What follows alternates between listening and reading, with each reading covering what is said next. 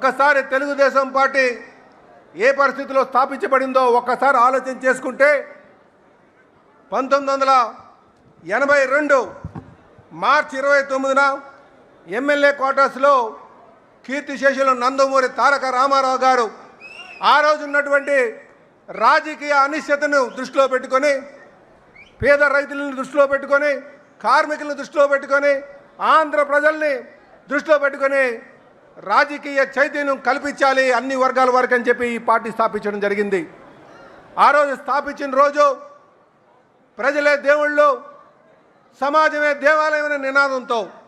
తెలుగు వారి యొక్క ఆత్మగౌరవాన్ని దృష్టిలో పెట్టుకొని ఈ పార్టీ స్థాపించబడింది. తెలుగుదేశం పార్టీ కేవలం ఒక రాజకీయ పార్టీగా కాకుండానే అనేక సంక్షేమ పథకాలని ఆర్జుడుగా ఈ పార్టీ సంక్షేమ పథకాలు తీసుకురావడం జరిగింది. ఇదే కాకుండా సామాజిక న్యాయాన్ని చూపిస్తూ అన్ని వర్గాల వారికి కూడా రాజకీయ చైతన్యం కల్పిస్తూ అటు అణగారిన వర్గాలకి ఇటు వెనుకబడినటువంటి వర్గాలకు వారందరికీ కూడా రాజకీయ అవకాశాలు కల్పించి ప్రాధాన్యత కల్పించి ఈరోజు రాజకీయ చైతన్యం కల్పించినటువంటి పార్టీ తెలుగుదేశం పార్టీ. అలాగే ఈరోజు ఒక అనుభవం ఉన్నటువంటి నాయకత్వం చంద్రబాబు నాయుడు గారి ద్వారా, అలాగే యువ నాయకత్వం లోకేష్ బాబు ద్వారా ఉంది. ఏదైతే కీర్తిశేషులు నందమూరి తారక రామారావు గారి ఆశయాలు ఉన్నాయో ఆ ఆశయాల్ని గత 40 సంవత్సరాలుగా వారు బుధస్కంధాలపై వేసుకొని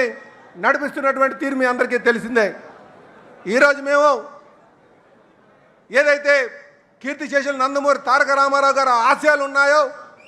వాటిలన్నీ కూడా ముందుకు తీసుకువెళ్ళి సమాజాన్ని స్థాపించి రాజకీయ అవకాశాలు అన్ని వర్గాల వారికి స్థాపించి మహిళలకి పెద్దపీట వేసి యువతకి మంచి ఉద్యోగ అవకాశాలు కల్పించి ముందుకు వెళ్తామని చెప్పి ఈ సందర్భంగా తెలియజేస్తూ ఈరోజు మీ అందరికీ కూడా ఈ స్వర్ణాంధ్ర నిర్మాణంలో ప్రతి ఒక్క కార్యకర్త కూడా చంద్రునికి అండగా ఉండాలని, లోకేష్ బాబుకి మనం అండగా ఉండాలని చెప్పి ఈ సందర్భంగా తెలియజేస్తూ తెలుగుదేశం పార్టీ ఆశయాల్ని కీర్తిశేషులు నందమూరి తారక రామారావు ఆశయాల్ని ముందుకు తీసుకెళ్లే విధంగా ప్రతి ఒక్క నాయకుడు కూడా కష్టపడాలని చెప్పి తెలియజేస్తూ